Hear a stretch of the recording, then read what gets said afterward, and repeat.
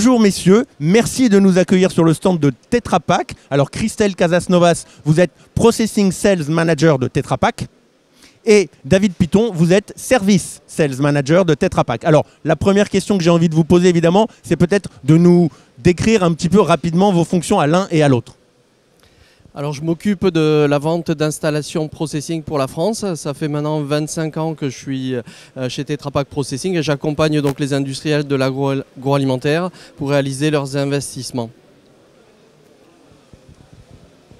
Donc je suis responsable de l'équipe Service Processing qui est en charge de promouvoir tout le portfolio des activités de maintenance pour nos clients une fois que les équipements ont été installés par l'équipe de Christelle. Alors, on le voit sur le stand, le slogan cette année chez Tetra Pak, c'est « Rethinking Resources », donc repenser les ressources. Alors, c'est très développement durable dans l'esprit, c'est très noble, bravo, mais j'ai envie de vous dire, évidemment, comment est-ce que cela se traduit concrètement dans les équipements que développe Tetra Pak ? Alors c'est tout à fait concret au travers des innovations produits que l'on présente. Donc repenser les ressources, c'est réduire les consommations d'énergie, c'est réduire la consommation d'eau, mais aussi les pertes produits. Et on va proposer des produits innovants à nos clients. Ça va partir de composants process unitaires comme des vannes process où on a des têtes de vannes qui permettent de réduire les consommations de produits de nettoyage. Ça va être des équipements comme des séparateurs centrifuges que vous retrouvez dans toutes les laiteries en France qui permettent de séparer la crème du lait et où on a une innovation NCAP qui permet de réduire de 40% la consommation énergétique. Et ça représente, sur la durée de vie d'un équipement, ça représente plus de 4 millions de kilowatts, c'est-à-dire que quasiment l'équipement est gratuit et il est remboursé par le gain énergétique.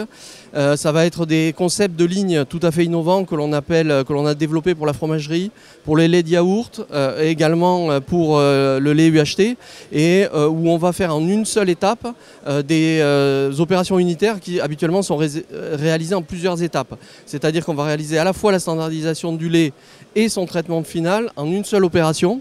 On va réduire le nombre d'équipements, on va réduire la consommation énergétique, on va réduire les pertes en eau, les pertes en produits et c'est sur l'empreinte carbone, c'est une réduction de l'ordre de 30% et ça va être à peu près la même chose, de 30 à 50% sur l'énergie et sur l'eau. Donc c'est majeur, c'est des innovations qu'on est en train de déployer. Et une fois les installations mises en place, on a également au niveau de service des solutions à proposer. Alors les solutions qu'on a proposées, elles s'articulent autour de deux grands axes. Donc on ne parle pas évidemment que bien maintenir son installation, c'est déjà un premier moyen de ne pas surconsommer, évidemment. Mais en plus de ça, on a ces deux grands axes qui sont le premier axe, faire des audits sur lesquels on va accompagner nos clients, soit sur un thème particulier, sur un équipement, ou bien sur une ligne complète, sur lequel ça va nécessiter plus de temps, plus d'investissement, mais avec l'espoir d'avoir plus d'économies à la fois d'eau et d'énergie. Et le deuxième axe, c'est de mettre en place tout un portfolio d'upgrades, ce qu'on appelle upgrades, c'est-à-dire des mises à jour de nos équipements pour éviter l'obsolescence, mais aussi créer des boucles de récupération d'énergie, des boucles de récupération d'eau. Et ça, pour tous ces équipements, ça permet de contribuer à faire des économies. Alors, vous avez souhaité nous présenter un équipement devant lequel nous nous trouvons, qui est un mélangeur à haut cisaillement. Alors déjà, vous allez, excusez-moi, je suis profane, m'expliquer ce qu'est un mélangeur à haut cisaillement et surtout en quoi ce mélangeur à haut cisaillement illustre justement le slogan « Rethinking Resources ». Absolument. Alors le mélangeur à haut cisaillement, c'est un équipement qui permet de réaliser de la dissolution de poudre, par exemple pour recombiner du lait, pour préparer du lait, mais aussi des produits formulés à haute teneur en protéines. Aujourd'hui, il y a une tendance du marché d'aller vers des produits enrichis en protéines. Et la problématique de l'enrichissement en protéines, la dissolution de poudre avec des niveaux de protéines élevés, c'est que ça génère de la mousse.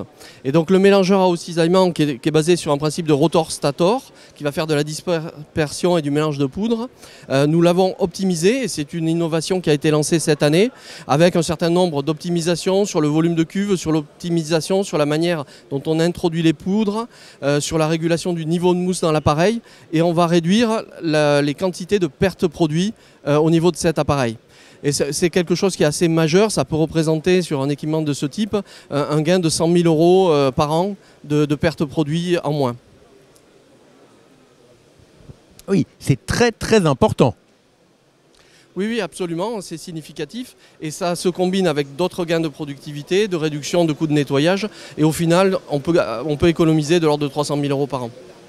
Super, merci pour cette démonstration. Alors David, vous l'avez dit tout à l'heure rapidement, c'est une machine bien entretenue qu'il faut avant tout, parce qu'acquérir des matériels plus sobres, c'est évidemment très bien, mais on a coutume de dire qu'une machine qui consomme peu est une machine bien entretenue ou, voilà, ou bien maintenue. Est-ce que c'est vrai? Et d'une manière générale, quel est le niveau d'entretien des machines dans l'industrie agroalimentaire? Sont-elles bien entretenues?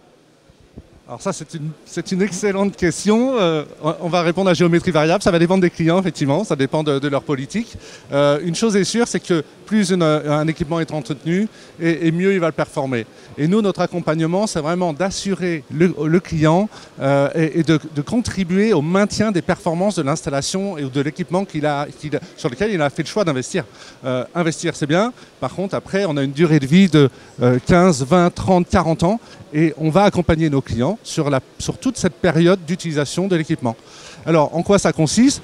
En premier lieu, lors de la prise en main de l'équipement, nous, on va proposer un service d'accompagnement du client pour assurer ce qu'on appelle le ramp-up, c'est-à-dire une montée en puissance et montée en compétence et dans l'acquisition de la compréhension de l'équipement.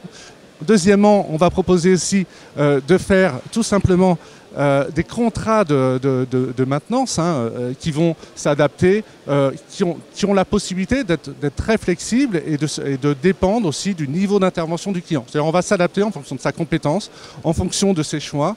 On va adapter, nous, la prestation de services qu'on va pouvoir lui proposer. Et enfin, le troisième point, c'est aussi effectivement important d'avoir toujours des pièces d'origine, constructeur, ça va sans dire, mais enfin c'est mieux une fois que c'est dit, pour éviter toute surprise et que le client puisse contribuer à avoir des pièces qui vont durer dans le temps et avoir toutes les garanties nécessaires et désirées. Alors, tout ça c'est très clair. Est-ce qu'il y a aussi un système, parce que les machines qui sont installées peuvent être à distance, peuvent être très loin finalement des techniciens. Est-ce qu'il y a des systèmes de pilotage aujourd'hui? On en entend parler, on sait que ça commence à se développer, des systèmes de pilotage à distance, enfin en tout cas de surveillance à distance plutôt que de pilotage, et voire de pilotage d'ailleurs peut-être. Est-ce que chez Tetra Pak aussi, ce sont des services sur lesquels vous travaillez et sur lesquels vous êtes déjà présent? Tout à fait. Alors, pour nous, ce qui est très important, c'est de pouvoir accompagner nos clients à la fois dans la compréhension de leur équipement, mais aussi dans le fait d'être capable d'intervenir au cas échéant, s'il y a besoin, et d'intervenir vite. Voilà, 1 heure de production en moins, ça coûte de l'argent. Donc on a 2 services à ce niveau-là qui peuvent permettre d'accompagner nos clients. Un, c'est ce qu'on appelle la CETELS Monitoring, c'est on monitore les équipements de nos installations, des installations de nos clients. Et le deuxième, c'est en cas d'intervention, on a un service 24/7 de support à distance. Donc on ne va pas envoyer un technicien sous 2 heures, ça c'est d'autres services, mais on est capable sous 1 heure de pouvoir conseiller à distance le client en le mettant en communication avec des spécialistes.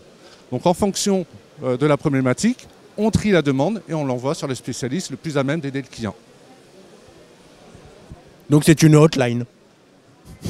Bon, David, Christelle, merci beaucoup. Je vous souhaite un très bon salon et on garde en tête Rethinking Resources.